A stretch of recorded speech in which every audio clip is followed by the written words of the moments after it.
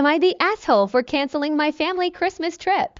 The past 8 years, my mom and her hubs have driven 6 to 7 hours with their RV to visit us before Christmas. They see me, hubs and 3 kids plus my stepsister and her son.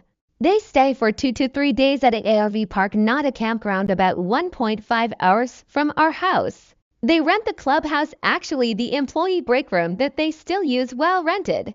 We're not allowed to stay in their 6-bed RV, and tents aren't permitted at the park. So we visit for a day, and they usually come to our apartment the next. Last year, after the clubhouse rental, we left because it was raining and they wouldn't let us stay in the RV.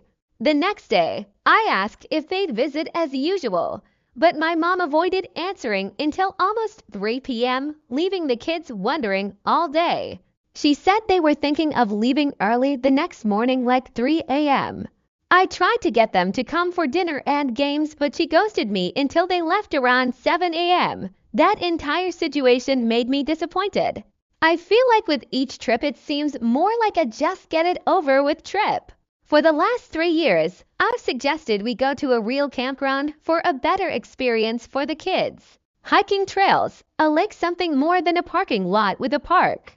I told my husband after last year's trip that it was the last time I'd go to the RV lot.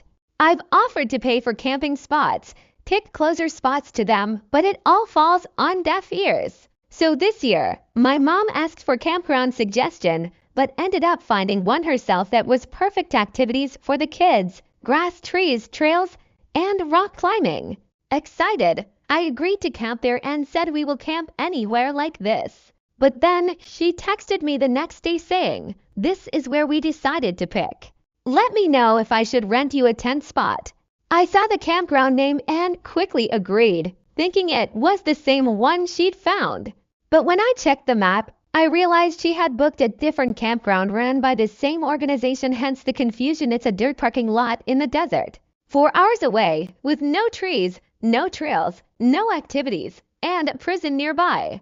When I confronted her that maybe she booked the wrong site, she claimed it was the right one and sent a picture of the receipt with a "You're welcome."